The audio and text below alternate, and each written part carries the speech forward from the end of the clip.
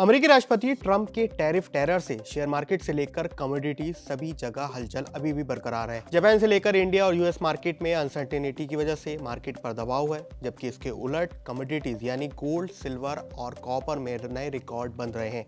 ऐसे में क्या ग्लोबल मार्केट के लिए टैरिफ की अनस्टेबिलिटी एक नया नॉर्मल बन गई है? सबसे पहले आप जियोपॉलिटिक्स के नए संकट यानी ग्रीनलैंड के इशू को देखते हैं। अब ट्रंप का नया निशाना बना है यूरोप के वो देश जो ग्रीनलैंड मिशन की रुकावट बन रहे हैं। इसी वजह से ट्रंप ने 8 यूरोपियन देशों पर 1 फरवरी से 10% टैरिफ लगाने की धमकी दी है। साथ ही 1 जून तक अगर ग्रीनलैंड पर विवाद जारी रहा तो 25% तक एक्स्ट्रा टैरिफ लगाए जाएंगे। लेकिन ये विवाद जवाबी टैरिफ तक भी पहुंच चुका है, क्योंकि यूरोपियन यूनियन की तरफ से भी अब बोला गया है कि यूएस प्रोडक्ट्स पर 108 बिलियन डॉलर्स का टैरिफ लगाया जा सकता है। अब इन दोनों देशों के ट्रेड को देखें तो यूएस और ईयू यानी यूरोपियन यूनियन के बीच बायलैटरल ट्रेड 1.7 से लेकर 1.8 ट्रिलियन डॉलर के आसपास है। ग्लोबल ट्रेड का लगभग 30% हिस्सा कंट्रोल करता है।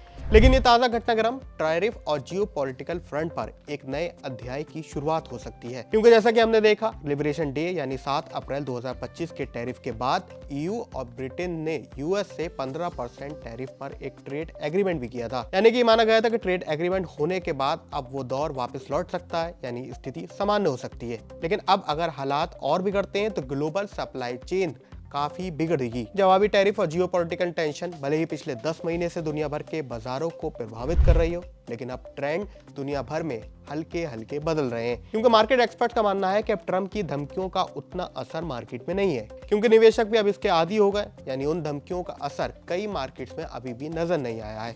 लेकिन इसके उलट एक और पहलू भी है। दरअसल पिछले 10 महीनों में टैरिफ और जियोपॉलिटिकल टेंशंस की वजह से इंडिया के बाजारों पर खास तौर पर सबसे ज्यादा बुरा असर पड़ा है। इसे आप कंपैरिजन वाइज दुनिया की 2 बड़ी इकोनॉमीज यानी यूएस और चाइना की मार्केट को देखें तो यूएस के डाउ जोन्स ने 7 अप्रैल 2025 के लिबरेशन टैरिफ के बाद अपने निवेशकों को करीब 30% का रिटर्न दिया है। कुछ इसी तरह हैंग सेंग इंडेक्स ने भी करीब 35% की लंबी छलांग लगाई है। ये रिकॉर्ड टैरिफ के दबाव के बाद आए हैं।